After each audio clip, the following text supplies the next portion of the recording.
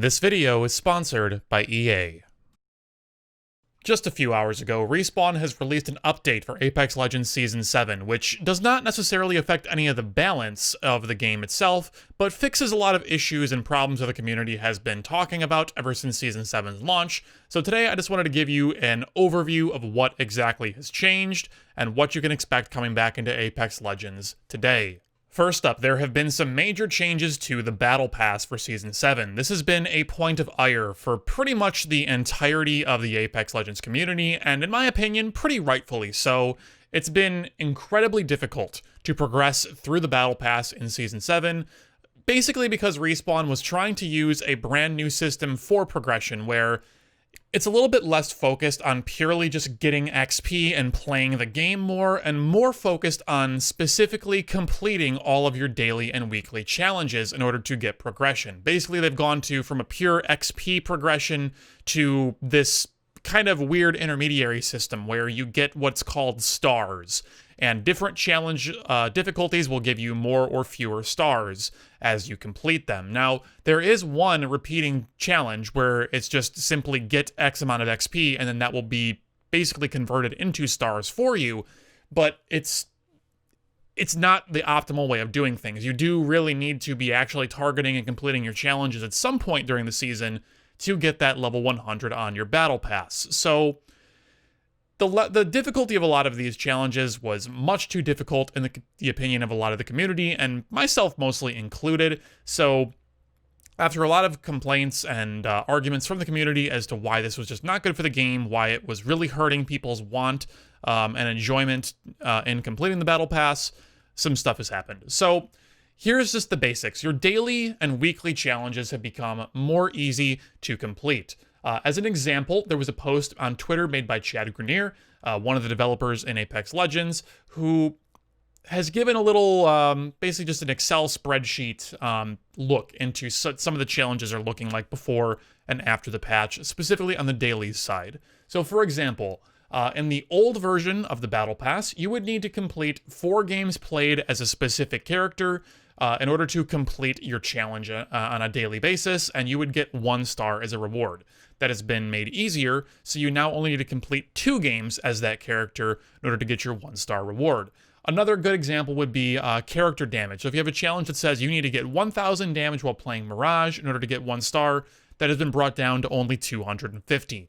So this means that you don't need to play as many games or perform nearly as well with a legend or character or weapon or whatever that you may just be less comfortable with or enjoy less or whatever the case may be. You're basically just less punished and less forced to experiment and, adapt with that new thing, right? So if you play it for a couple of games and find out you really like it and maybe try something new you haven't done, then the purpose of the challenges has been met, where it's basically encouraging players to try something new and or different. But for those that are sure that they really just don't like Mirage, they don't want to play as Mirage, they are less forced to do so, or forced to basically interact with the Battle Pass in such a way where you wait until the very last week before the season is over for all of your challenges to stack up, and then you just suffer through 1 day of Mirage, or 1 day of Bangalore, or 1 day of insert X character / weapon you don't like here, in order to complete all of your challenges simultaneously, which is like a reasonable way of doing it, but hopefully with these changes, people are less likely to really want to do that or feel like they have to do that in order to just get all their XP or all their stars and finish their battle pass out. Hopefully it's a better system for all the players universally. Next up, there has been a change to the map pool for your public casual lobbies. So now instead of it being 24/7 Olympus, we are now going back to the 2-map split, where you'll have a between 1 to 2 hour rotation of being on Olympus, and then you'll have 1 to 2 hour rotation of going to World's Edge, and then just back and forth between World's Edge and Olympus. Kings Canyon is still retired for this season. We may or may not see it come back in Season 8. No real word on that yet. I would assume we probably will see Kings Canyon again in Season 8, but for the time being, in Season 7, in your public lobbies, for the rest of the season, you're going to see a mix of both World's Edge and Kings Canyon. Now, as for ranked, we are still in our Olympus-only half of the ranked split, so give it about 3 to 3.5 weeks from the time of this video being posted, and then we will be switched over to purely just World's Edge for ranked split number 2.